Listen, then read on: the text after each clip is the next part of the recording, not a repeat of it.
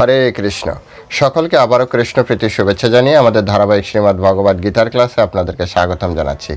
আজ আমরা শ্রীমদ্ ভগবদ গীতার অন্তর্গত দ্বাদশ অধ্যায়ের 15 নম্বর শ্লোক নিয়ে আলোচনা করব। শ্লোকটি অত্যন্ত গুরুত্বপূর্ণ। পরমেশ্বর ভগবান শ্রীকৃষ্ণ তার ভক্তের যে কোয়ালিটি তিনি নিজে মুখে বর্ণন করছেন, তাই আপনারা প্রত্যেকে শুনবেন একজন কৃষ্ণ ভক্ত কত কোয়ালিটি সম্পন্ন হওয়া দরকার। শুধু জপ করলেই, শুধুমাত্র তিলক পড়লেই বা মন্দিরে প্রচুর পরিমাণে নাচানাচি করলেই যে ভগবত ধাম যাওয়া সম্ভব নয়, এটি এই শ্লোকের মাধ্যমে স্পষ্ট করে বুঝিয়ে দিয়েছেন। তাই চলুন আমরা এই শ্লোকটি সম্পূর্ণভাবে হৃদয়ঙ্গম করার চেষ্টা করব, বোঝার চেষ্টা করব পরমেশ্বর ভগবান কি কি গুণ তার ভক্তের ভিতরে চাইছেন। তো চলুন শুরু করে। শুরুতে ছোট্ট একটা অনুরোধ, যারা চ্যানেলে প্রথমবার এসেছেন অবশ্যই চ্যানেলটি সাবস্ক্রাইব করবেন। ভিডিওটি ভালো লাগলে অবশ্যই লাইক এবং শেয়ার করতে ভুলবেন না। চলুন শুরু করি। নমো ওম বিষ্ণুপাদায় কৃষ্ণপ্রেষ্ঠায় ভূতলে শ্রীমতী ভক্তিবেদান্ত স্বামিনীতি নামিনে নমস্তে সারস্বতী দেবে গৌরবাণী প্রচারিণে নির্বিশেষ শূন্যবাদী পাশ্চাত্য দেশতারিণে বাঞ্ছা কল্পতরুর্ভৈষ্ঠ কৃপা সিন্ধু ব্যবচ পতিতানাং পাবনেভ্যো বৈষ্ণবেভ্যো নমো নমঃ। জয় অনন্ত কোটি বৈষ্ণববৃন্দ কি জয়, শিলা প্রভুপাদ কি জয়, নিতাই গৌর সীতানাথ প্রীতি প্রেমানন্দে হরি বল। হরে কৃষ্ণ কৃষ্ণ কৃষ্ণ হরে হরে, হরে রাম রাম রাম হরে হরে। ওম নমো ভগবতে বাসুদেবায়। ওম নমো ভগবতে বাসুদেবায়। ওম নমো ভগবতে বাসুদেবায়। শ্রীমদ্ ভগবদ গীতা দ্বাদশ অধ্যায় ভক্তিযোগ, শ্লোক নম্বর 15। যস্মাৎ ন উদ্বিজতে লোক লোকাৎ ন উদ্বিজতে চ যা হর্ষ অমর্ষ ভয় উদ্বেগৈর মুক্ত যশ চ মে প্রিয়া। যস্মাৎ উদ্বিজতে লোক লোকাৎ ন উদ্বিজতে চ যা হর্ষ অমর্ষ ভয় উদ্বেগৈর মুক্ত যশ চ মে প্রিয়া। হরে কৃষ্ণ। এখন আমরা এই সংস্কৃত শ্লোকের শিলা প্রভুপাদ কর্তৃক যে বাংলা ভাষানুবাদ রয়েছে সেই ভাষানুবাদ আমরা শ্রবণ করব। অনুবাদ: যার থেকে কেউ উদ্বেগ প্রাপ্ত হয় না, যিনি কারো দ্বারা উদ্বেগ প্রাপ্ত হন না এবং যিনি হর্ষ, ক্রোধ, ভয় ও উদ্বেগ থেকে মুক্ত, তিনি আমার অত্যন্ত প্রিয়। আমি আরেকবার পড়ছি। এখানে বলা হচ্ছে যার থেকে কেউ উদ্বেগ প্রাপ্ত হন না, যিনি কারো দ্বারা উদ্বেগ প্রাপ্ত হন না এবং যিনি হর্ষ, ক্রোধ, ভয় ও উদ্বেগ থেকে সম্পূর্ণ মুক্ত, তিনি আমার অত্যন্ত প্রিয়। হরে কৃষ্ণ। জয় শিলা প্রভুপাদ কি জয়। এখন আমরা প্রভুপাদ কর্তৃক এই সংস্কৃত শ্লোকের উপরে যে তাৎপর্য প্রদান করা হয়েছে সেই তাৎপর্যের আলোকে এই শ্লোকটি হৃদয়ঙ্গম করার চেষ্টা করব। সাথে সাথে আমরা দেখব শিল বলদেব বিদ্যাভূষণ এবং বিশ্বনাথ চক্রবর্তী ঠাকুর এই শ্লোকের উপরে যে তাৎপর্য প্রদান করেছেন সেটিও। অর্থাৎ আমরা তিনজনের তাৎপর্যের আলোকে এই শ্লোকটি হৃদয়ঙ্গম করার চেষ্টা করব। আমাদের ব্যক্তিগত জীবনে প্রয়োগের মাধ্যমে কিভাবে আমরা কৃষ্ণভক্ত হতে পারি সেই বিষয়ে আমরা দেখব। তো এখানে স্পষ্টতই প্রথমে বলা হচ্ছে যে এর আগে অর্থাৎ 13 এবং 14 নম্বর শ্লোকে পরমেশ্বর ভগবান তিনি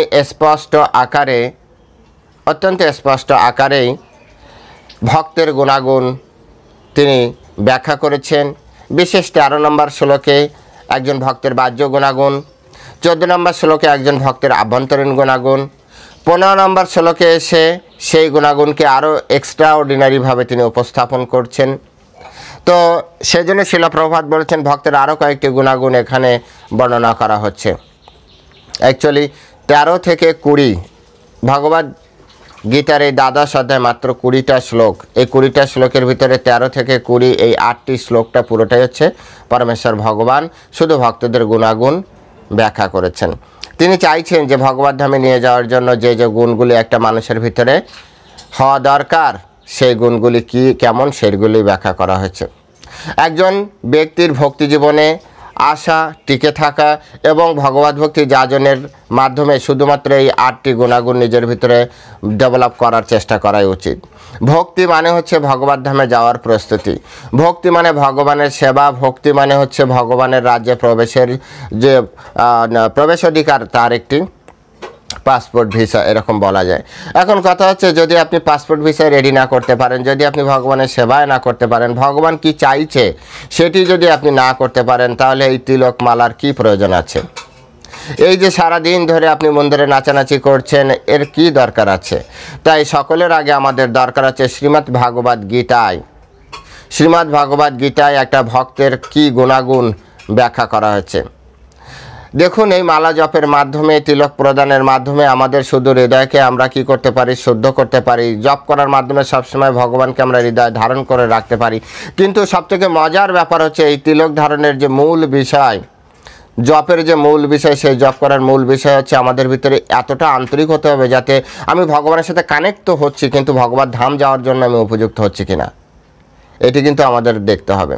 তাই ভগবান যে কথাগুলি এখানে বলেছেন, যে গুণগুলি আমাদের কাছে চাইছেন, সেগুলো অবশ্যই আমাদের ভিতরে ডেভেলপ করতে হবে। কথাগুলি শুনতে অনেকটা কঠিন লাগলেও লাগতে পারে, আমাকে ক্ষমা করবেন, কিন্তু এটাই সত্য কথা। আর সত্য কথা বলতে আমি কখনোই পিছু পা হটি না, এমনকি মৃত্যুর সামনেও। এখানে বলা হচ্ছে যস্মাৎ ন উদ্বিজেতে লোকা। প্রথমে বলা হচ্ছে যার থেকে কেউ উদ্বেগ প্রাপ্ত হয় না। একজন ভক্ত কখনোই কাউকে উদ্বেগ প্রদান করবেন না। একজন ভক্ত যে কোনো পরিস্থিতিতেই হোক, তার সাথে এমন যা ঘটুক না কেন, সে কখনো অন্য একজন ব্যক্তির, আর এখানে ভক্তের কথা বলা হচ্ছে না, কৃষ্ণ ভক্ত কখনো অন্যের উদ্বেগ প্রদান করবেন না। ভালো করে বুঝতে হবে, এমন না ও তাহলে আপনি ভক্তদের উদ্বেগ দেবেন না, না। একজন কৃষ্ণ ভক্ত সে অন্য কোনো প্রাণী, জীবমাত্র, সে কাউকেই উদ্বেগ প্রদান করবে না। কারণ একজন কৃষ্ণ ভক্ত তিনি অলরেডি জেনে গিয়েছেন, এই 12 অধ্যায় আসার আগেই তিনি জেনে ফেলেছেন যে প্রত্যেকটা জীবের হৃদয়ে পরমেশ্বর ভগবান নিজে বসবাস করছেন। তিনি জেনে ফেলেছেন এই ভগবান এই যা কিছু আমি আপনি দর্শন করছি, এই সব কিছু পরমেশ্বর ভগবান তিনি নিজে সৃষ্টি করেছেন। অহম সর্বস্ব প্রভাব, ভগবান নিজে সৃষ্টি করেছেন। তিনি সব কিছু জেনে গিয়েছেন। চৈতন্য চরিতামৃতের মাধ্যমে তিনি জেনেছেন যে জীবের সম্মান দিবে জানে কৃষ্ণ অধিষ্ঠান। প্রত্যেকটা জীবের হৃদয়ে পরমেশ্বর ভগবান কৃষ্ণচন্দ্র অবস্থান করছে, তাই প্রত্যেকটা জীবকে সুন্দরভাবে সম্মান প্রদান করতে হবে। শুধু এটা জেনে কৃষ্ণ তার হৃদয়ে আছেন, সুতরাং আমি কেন তাকে অসম্মান করব? আমি যদি তাকে অসম্মান করি, কৃষ্ণ অসম্মানিত হন। আমি যদি তাকে কষ্ট দেই, তাহলে কৃষ্ণ কষ্ট পাবেন। ভগবত গীতায় ভগবান বলেছেন, মামেই বংশ জীবলোকে জীবভূতা সনাতনম। এই যত জীব আত্মা দেখেন সব কিছু পরমেশ্বর ভগবানেরই সন্তান। ভগবত গীতায় এই 12 অধ্যায় আসার আগে আপনারা যারা রেগুলার ক্লাস নিয়েছেন, তারা আপনারা জানেন ভগবান নিজে মুখে স্বীকার করেছেন, অহম মাতা, অহম ধাতা, মাতা অহম ধাতা বিধাতা, সব কিছু, পিতা মাতা সব কিছু। পিতা অহম মাতা ধাতা বিধাতা, ভগবান নিজেই পিতা, নিজেই মাতা, সব কিছু ভগবান। তাহলে ভগবান যদি পিতা হয়, তাহলে আমরা বাসুদেব কুটুম্বকম, এই শর্তে আমরা সকলের আত্মীয়, ভাই বোন, আত্মীয় স্বজন, এইরকম আমরা সবাই রিলেটিভ। একজন বন্ধু, কেন আরেকজন বন্ধুকে তিনি কষ্ট দেবেন? এই দ্বাদশ অধ্যায় আসার আগে একজন ভক্ত অলরেডি জেনে ফেলেছেন যে ভগবান নিজে বলেছেন, অহম সুহৃদ সর্বভূতানাম, আমি সমস্ত জীবের প্রকৃত বন্ধু। তাই কৃষ্ণের বন্ধু আমারও বন্ধু, সুতরাং তিনি কেন তার বন্ধুকে কষ্ট দিবেন? আমি আমার বন্ধুকে কষ্ট দিব, আপনি আপনার বন্ধুকে কষ্ট দিবেন। আর কৃষ্ণ বলছেন সবাই আমার বন্ধু, তাই কৃষ্ণের সূত্রে সবাই আমার বন্ধু। কথাগুলি ভালো করে বোঝার চেষ্টা করতে হবে। তাই এইখানে ভগবান আরও স্পষ্ট করে বললেন।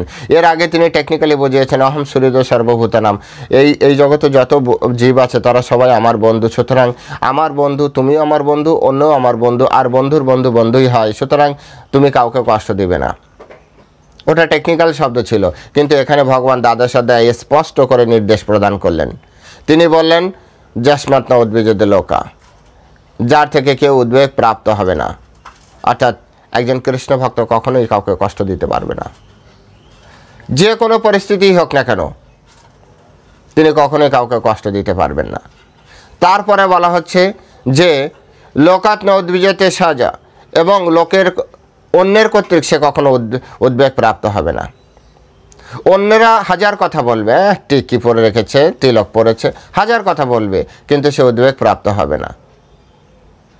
2 দিনের যোগী ভাতের বলে অন্ন, এরকম অনেক হাজারো কথা বলতে পারে, কিন্তু তারা উদ্বেগ প্রাপ্ত হবে না। তারা কৃষ্ণের চরণে সম্পূর্ণরূপে সমর্পিত আত্মা। যে যা বলে জড়জগতে, সে তার ভক্তির পথে এগিয়ে চলবে। হাজার কথা আসবে, হাজার অপমান আসবে, হাজার গ্লানি আসবে, হাজার হাতে তালি আসতে পারে, হাজার গালি আসতে পারে, কিন্তু ভগবত পথে সে কখনো এক পা পিছনে হটবে না, সে শুধু এগিয়ে যাবে। ভক্তির একটা লক্ষণ হচ্ছে অপ্রতিহতা। যে কোনো পরিস্থিতিতেই তাকে কখনো রোধ করা যাবে না, সে শুধু এগোতেই থাকবে, এগোতেই থাকবে। ভক্তির পথটি হচ্ছে এমন। তাই ভগবত ভক্তের জন্য ভগবান এই 2টি বিচার করে রাখলেন। যখন আপনি ভক্তিপথে এগোবেন, তখন হাজার লোকে হাজার কথা বলবে। হরিদাস ঠাকুরকে 22 বাজারে আঘাত করা হয়েছিল, তিনি ভগবানকে ছাড়েননি, তিনি প্রার্থনা করেছিলেন। তিনি তাদেরকে বলেছিলেন, ওরা যখন বারবার করে বলছিল তুমি কৃষ্ণ নাম ছাড়ো, তুমি কৃষ্ণ নাম ছাড়ো, তিনি বলছিলেন আমি তো ছাড়তে চাই, কিন্তু কৃষ্ণ তো আমাকে, এই নাম তো আমাকে ছাড়ছে না। বিচার করে দেখুন ভক্তগণ, কৃষ্ণ নামের মহিমা বিচার করে দেখুন, কৃষ্ণ ভক্তের মহিমা বিচার করে দেখুন। কোনো অবস্থাতে তিনি কৃষ্ণ নাম ত্যাগ করেননি, হরে কৃষ্ণ মহামন্ত্র ত্যাগ করেন। প্রহ্লাদ মহারাজের কথা বিচার করে দেখুন। প্রহ্লাদ মহারাজকে যখন তার স্বয়ং তার নিজের পিতা, ইতিহাসে সত্যি, ইতিহাসে এরকম এতটা অত্যাচার, প্রহ্লাদ মহারাজ যতটা অত্যাচার সহ্য করেছে, এতটা অত্যাচার কারো পরে আজও হয়নি। ধর্মের নামে অনেক অত্যাচার হয়েছে, যেখানে বিরোধী দল সনাতন ধর্মের বিরোধী পক্ষ সনাতন ধর্ম অবলম্বীদের হত্যা করেছে, বিভিন্ন ধরনের নির্যাতন করেছে, কিন্তু এখানে স্বয়ং পিতা প্রহ্লাদ মহারাজকে আঘাত করেছিল। এতটা অত্যাচার কখনো হয়নি। বারবার তাকে মেরে ফেলার চেষ্টা করা হচ্ছে, আর পরমেশ্বর ভগবান বারবার প্রহ্লাদ মহারাজকে রক্ষা করছেন। তথাপি প্রহ্লাদ মহারাজ নির্বিকার ছিলেন, না কখনো উদ্বেগ প্রাপ্ত হয়েছিলেন, না কখনো তার পিতাকে উদ্বেগ প্রদান করেছিলেন। তিনি তো তার ভাবে অটুট ছিলেন, তিনি তার কৃষ্ণ ভাবনায় লীন ছিলেন। কখনোই যে থ্রেট করেননি যে দেখেছো আমাকে মারা যাচ্ছে না, এরপরে যদি তুমি আমাকে কিছু করতে যাও আমি কৃষ্ণকে ডেকে নিয়ে তোমাকে কিন্তু ফাঁসিয়ে দেবো, একবারও বলেননি। তিনি তার মতো করে কৃষ্ণ ভাবনায় লীন ছিলেন। তিনি একবারও বলেননি যে আমি তোমার নামে নালিশ করে দেব, তুমি এটা ঠিক করছো না, একবারও বলেননি, একটু উদ্বেগ দেননি তিনি। আর তার পিতা কর্তৃক যে আচরণ, সেই আচরণেও তিনি উদ্বেগ পাননি।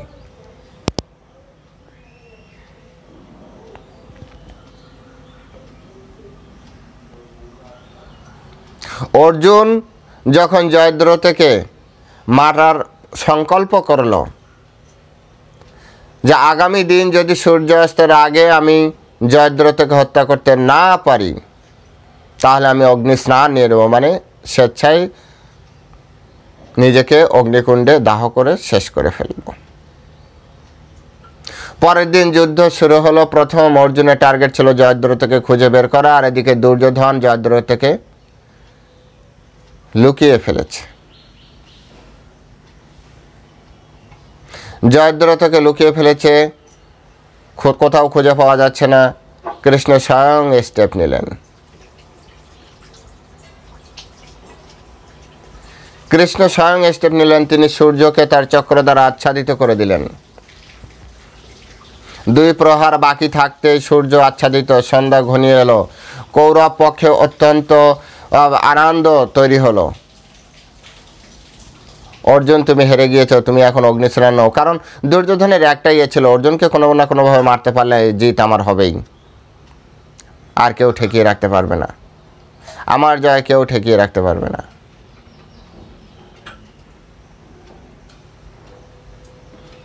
অর্জুন কৃষ্ণের দিকে তাকিয়ে শুধু এই কথাই বলেছিলেন, আমি জানি আপনি পরমেশ্বর ভগবান শ্রীকৃষ্ণ, যদি আমার এই অসফলতা হয়, তাহলে এই অসফলতা আপনার কোনো পরিকল্পনার অংশ। আমি স্বীকার করে নিচ্ছি, আমি আপনার পরিকল্পনাকে জয়যুক্ত করে মাথায় তুলে আমি অগ্নি স্নানে যাচ্ছি। কৃষ্ণ তার মুখের দিকে বিস্মিত হাস্যে তাকিয়ে আছে, কোনো উদ্বেগ নেই। কৃষ্ণ ভক্ত এরকম। তিনি অগ্নি স্নানে যাবেন। পরমেশ্বর ভগবান বললেন, যাচ্ছ যখন তোমার গান্ডীবটা সাথে নিয়ে যাও, তুমি গেলে গান্ডীবের কি দরকার হবে। গান্ডীব নিয়ে তিনি অগ্নি স্নানে যাবেন, আর ভগবান তার সুদর্শন চক্রকে ছাড়িয়ে নিলেন। বললেন, আরে অর্জুন, এখনো 2 প্রহর বাকি আছে। আর জয়দ্রথ তখন দেখার জন্য এসেছে অর্জুন আত্মহত্যা করছে, সেই জন্য। সামনে জয়দ্রথ, হাতে গান্ডীব। কৃষ্ণ বললেন, কি মেরে দাও এবার। ঘটনাটি বলার এইটাই উদ্দেশ্য যে যে কোনো পরিস্থিতিতেই কৃষ্ণ ভক্ত উদ্বেগবিহীনভাবে জীবনযাপন করবে। ভক্তগণ, আমাদেরকে বুঝতে হবে পরমেশ্বর ভগবান আমাকে আপনাকে কিভাবে তৈরি করতে চাইছেন ভগবদ গীতার আলোকে। ভগবদ গীতার আগে তো সবসময় একটা সিনারি থাকে যে ভগবান ইন্ডিকেট করছেন ফাইট, ডু অর ডাই, কিন্তু আসলে ভিতরে তার রূপরেখাটাই আলাদা। ভিতরে শুধু সাম্যের কথা, ভিতরে শুধুমাত্র কৃষ্ণ ভক্ত হওয়ার কথা। কিভাবে আপনি কৃষ্ণ ভক্ত হতে পারবেন? সেই জন্য তো এই যে তাৎপর্য, এই তাৎপর্যকে বলা হয় ভক্তি বেদান্ত তাৎপর্য। এখানে প্রত্যেকটা কথায়, প্রত্যেকটা শ্লোকে আপনি কিভাবে ভক্ত হতে পারবেন সেই কথাই। কেন জানি না বাইরের মানুষ এই গীতা পড়ে ভুলভাল ব্যাখ্যা করে, কিন্তু আমাদের গৌড়ীয় পরম্পরা, এই শ্রী ভক্তি বেদান্ত স্বামী শিল প্রভুপাদ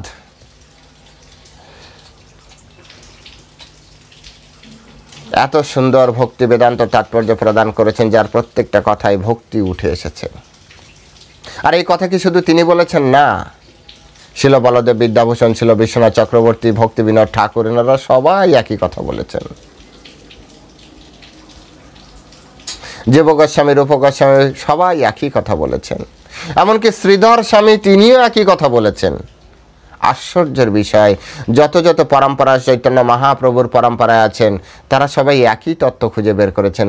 তাই যদি ভক্ত হতে হয়, গৌড়ীয় পরম্পরার থেকেই ভক্ত হওয়ার সবথেকে বড় সুযোগ আছে।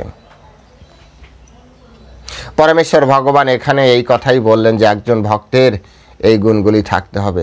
এই 2টি গুণ বলার পরে পরমেশ্বর ভগবান 4টা গুণের কথা বললেন। সেটি কি? হর্ষ, অমর্ষ, ভয়, উদ্বেগের মুক্ত। হর্ষ, অমর্ষ, ভয়, উদ্বেগ। প্রথমে উদ্বেগ 2 ধরনের, সেটি ব্যাখ্যা করলেন। পরে আবার সেই উদ্বেগ তিনি বললেন। তারপর আগে তিনি বলছেন হর্ষ। হর্ষ মানে কি? হর্ষ মানে সুখ, হাসি খুশি। অর্থাৎ ভক্ত ব্যালেন্স লাইফে চলবেন। ভক্তি শিল বলদেব বিদ্যাভূষণ বলছেন হর্ষ মানে তার কাঙ্ক্ষিত বস্তু প্রাপ্তিতে তার যে উল্লাস তৈরি হয়। ধরেন আপনি কোনো একটি খাবার চাইলেন, সেই খাবারটি আপনার সামনে এসে উপস্থিত, তো আপনার মনে তখন কেমন আনন্দ হবে? আপনি একটা টিকিট কেটেছেন, আপনি ফার্স্ট প্রাইজ পেয়ে গিয়েছেন, আপনার পছন্দের জিনিস এসে গেছে, আপনার মনে কেমন আনন্দ হবে? ওই বিষয়টাকে বলা হচ্ছে হর্ষ। কিন্তু পরমেশ্বর ভগবান বলছেন মুক্ত, হর্ষ মুক্ত। অর্থাৎ কাঙ্ক্ষিত বস্তু প্রাপ্তিতে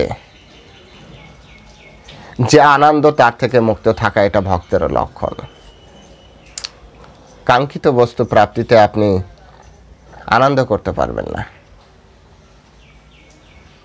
পরমেশ্বর ভগবান শুধু এটাই বললেন না, তিনি বললেন অমর্ষ। অমর্ষ বলতে এখানে ক্রোধ। শিল প্রভুপাদ, এই শ্রী ভক্তি বেদান্ত স্বামী প্রভুপাদ, তিনি ক্রোধকে বুঝিয়েছেন। কিন্তু বলদেব বিদ্যাভূষণ এবং বিশ্বনাথ চক্রবর্তী ওনারা বোঝাচ্ছেন কি, অমর্ষ বলতে কি বোঝায়? পরভোগ্যের উপস্থিতি দর্শনে অসহনীয় ভাবের নাম অমহর্ষ। পরবস্তু অর্থাৎ আপনি ভোগ করতে পারবেন না, আপনার প্রতিবেশীর কাছে সেই বিষয়টি চলে এসছে যেটা আপনার পছন্দের, কিন্তু আপনি ভোগ করতে পারবেন না। ধরুন একটা গাড়ি আপনার কেনার ইচ্ছা, কিন্তু আপনার অর্থ নেই, আপনার প্রতিবেশী একটা গাড়ি কিনেছে। এটা দেখে আপনার ভিতরে যে অসহিষ্ণুতা তৈরি হচ্ছে, ওটাকে বলা হয় অমরস্য। বিষয়টা কি বোঝা গিয়েছে? ওটাকে বলা হয় অমরস্য। অন্য একটি গীতায় সুন্দরভাবে এইটার শব্দ ব্যাখ্যা করা হচ্ছে অসহিষ্ণুতা। অসহিষ্ণুতাও ক্রোধের রূপান্তর, কারণ একজন ব্যক্তি অসহিষ্ণু হলেই তবে ক্রোধ তৈরি হয়।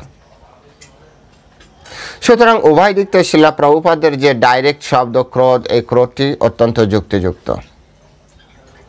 অপরের কাছে এসেছে, আপনি ব্যবহার করতে পারবেন না আপনার পছন্দের জিনিস বা আকাঙ্ক্ষার জিনিস, তখন আপনার ভিতরে ভিতরে ক্রোধ হয়।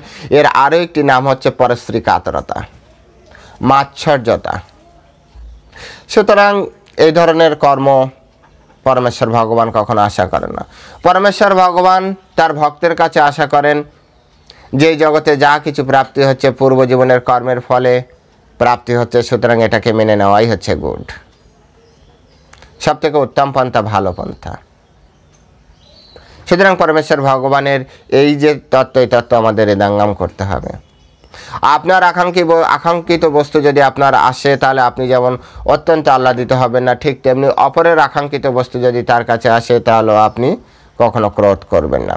বা ডাইরেক্ট আপনি এমন কোনো, বা দেখুন ক্রোধ কখন আসে, আপনার অপছন্দের জিনিস যখন আপনার সামনে ঘটবে তখনই আপনার ক্রোধ ঘটবে। আর ওই সময় যদি আপনি আপনাকে কন্ট্রোল করতে পারেন, তবে বোঝা যাবে যে আপনি ক্রোধ থেকে মুক্ত কি মুক্ত না। সবাই আপনার পছন্দ অনুযায়ী ডিল করছে, সবাই পছন্দ অনুযায়ী আচরণ করছে, আর সেই সময় আপনি ক্রোধিত হচ্ছেন না, আর আপনি বলছেন দেখেছেন আমি ক্রোধ ছেড়ে দিয়েছি, আমি কখনো ক্রোধ করি না। কিন্তু ক্রোধ কখন প্রমাণিত হয়? আপনি যে ঝড় বৃষ্টি শীত গ্রীষ্ম এগুলোকে সমান জ্ঞান করছেন, এটা কখন প্রমাণিত হবে? যদি ঝড় বৃষ্টি শীত গ্রীষ্মে আপনি মঙ্গল আরতিতে অ্যাটেন্ড করতে পারেন, স্নান করার পরে আপনার শরীর অটুট থাকে, কোনো রকম রোগ ব্যাধি আপনাকে আক্রমণ না করতে পারে, তবেই তো বোঝা যাবে আপনার ইমিউনিটি সিস্টেম বা রোগ প্রতিরোধ ক্ষমতা অত্যন্ত উত্তম আছে। কিন্তু আপনি শীতের দিন সকালে উঠলেনও জোর করে, আর হাঁচি কাশিতে আপনি ভরে গেলেন, তার মানে আপনি বুঝতে হবে আপনার শরীর পারফেক্ট নেই। শরীরকে ঠিক রাখতে হবে। একটু বর্ষা লেগেছে, একটু ঠান্ডা লেগেছে, আর আপনার সর্দি কাশির বিভিন্ন ধরনের প্রবলেম তৈরি হচ্ছে, তো বুঝতে হবে যে আপনার শরীর পারফেক্ট নেই, ইমিউনিটি সিস্টেমে দুর্বলতা আছে। ঠিক একইভাবে যদি আপনার জীবনে বিপরীত কোনো দৃশ্য আপনার চোখের সামনে আসে, তখন যদি আপনার ক্রোধ তৈরি হয়, যেটা আপনি আকাঙ্ক্ষা করছেন না বা যেটা আপনি পছন্দ করছেন না, সেই বস্তু যদি আপনার চোখের সামনে আসে আর তাতে যদি আপনার ক্রোধ আসে, তাহলে তো আপনার বুঝতে হবে যে ক্রোধ যায়নি। এতদিন আপনার অনুকূলে আচরণ ঘটেছে, তাই আপনি ক্রোধ করেননি, কিন্তু যেই না প্রতিকূলে আচরণ শুরু হয়েছে, আর তখনই আপনার ক্রোধ তৈরি হয়ে গেল। সুতরাং আপনি ক্রোধ থেকে মুক্ত নন, আপনি ক্রোধ থেকে মুক্ত নন। কিন্তু পরমেশ্বর ভগবান বলছে যাই ঘটুক না কেন, যেভাবে আমরা পড়েছি তো অনেকবার, এভাবে যা ঘটে এই পৃথিবীতে যা হয় কৃষ্ণের ইচ্ছায় হয়। কৃষ্ণের ইচ্ছা ভিন্ন গাছের পাতাটি না নড়ে, কত শ্লোক আমরা পড়েছি, কতভাবে আমরা বোঝার চেষ্টা করেছি, কিন্তু আশ্চর্যের বিষয় হচ্ছে মানছি কজনে বা কতটুকু মানি কতটুকু। আমরা বলার ব্যাপারে আমরা সবাই একেবারে মহারাজা, আর মানার ব্যাপারে সবাই আমরা প্রজাধম। তাই বলাটাই ভক্তি নয়, মানাটা হচ্ছে ভক্তি। আপনি কি বলছেন যেটা আপনি জীবনে প্রয়োগ করতে পারছেন, আপনি মানছেন কি না, এটি হচ্ছে ভক্তি। মাছ মাংস ত্যাগ করো, এটা বলা অত্যন্ত সহজ। নিজে মাছ মাংস না খেয়ে আপনি প্রমাণ করুন যে মাছ মাংস না খেয়েও থাকা যায়, শরীর সুস্থ রাখা যায়। সিগারেট খাবেন না, চা খাবেন না বলা অত্যন্ত সহজ, কিন্তু এটা বলে আপনি প্রমাণ করুন, আপনার নিজের জীবনে প্রয়োগ করে প্রমাণ করুন যে এটা ছাড়াও মানুষের জীবন সুন্দরভাবে চলতে পারে, শুধু বললে হবে না। ঠিক তেমনি ক্রোধ থেকে মুক্ত হওয়ার জন্য অত্যন্ত গুরুত্বপূর্ণ পদক্ষেপ আপনাকে গ্রহণ করতে হবে। আর আসলে এটা না আর্টিফিশিয়াল হয় না, যতক্ষণ পর্যন্ত একজন ব্যক্তির হৃদয় থেকে ক্রোধ না চলে যায় ততক্ষণ পর্যন্ত সে আর্টিফিশিয়ালি ঠিক আছে রাগ করবো না, আসলে না, আপনি ভিতরে ভিতরে রাগ করছেন, উপরে উপরে আপনি দেখাচ্ছেন আপনি রাগ করছেন না, এতে কিচ্ছু যায় আসে না।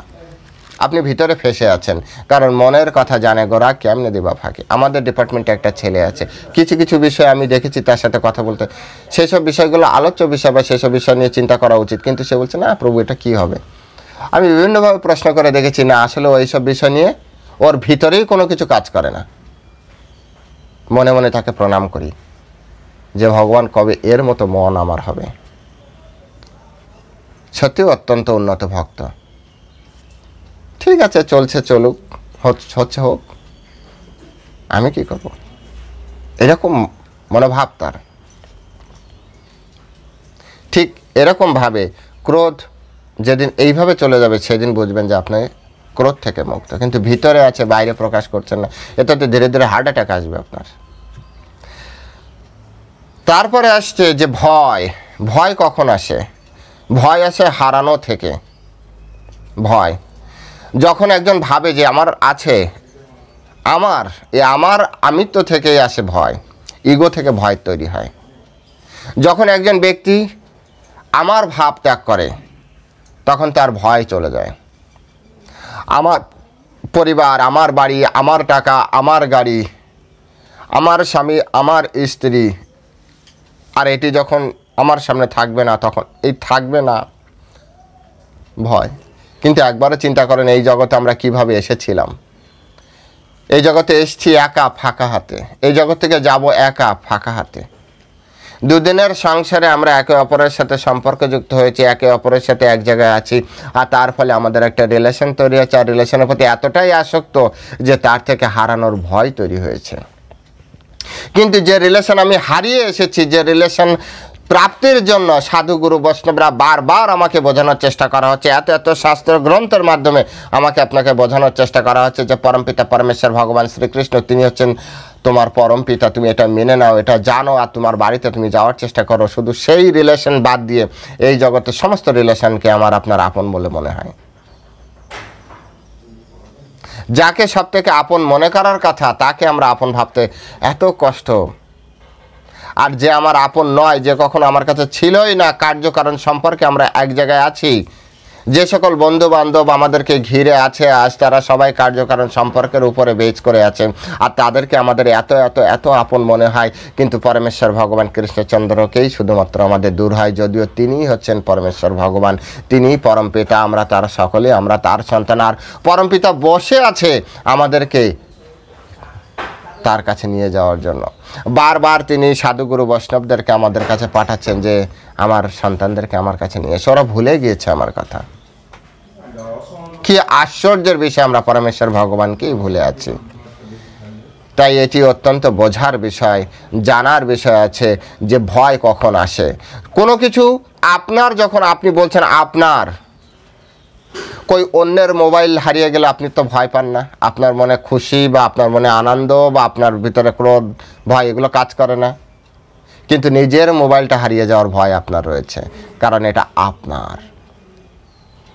অন্যের দেশ ভেঙে যাচ্ছে, গড়িয়ে যাচ্ছে, তাতে আপনার হয়তো অনেক হয়তো জানেও না, শোনেও না, শোনার ভান করে, কিন্তু নিজের এলাকায় নিজের বাড়িঘর একটু কিছু হলেই মাথাটা গরম হয়ে যাচ্ছে, কারণ কি ওটা আপনার। এই পৃথিবীতে প্রতিদিন হাজার লাখো লোক মরছে, হাজার লাখো লোক জন্মগ্রহণ করছে, তাতে কত লোকের কি আসে যায়? কারোর কিছু আসে যায় না। যখন নিজের পিতা মাতা আত্মীয় স্বজন চলে যায় তখন আমরা আর ভেঙে পড়ি, আমাদের আর কিচ্ছু মনে থাকে না, কারণ আপনি ভাবেন এটা আপনার পিতা, এই জগতে আর কারো পিতা নেই, শুধু আপনার একারই পিতা হয়।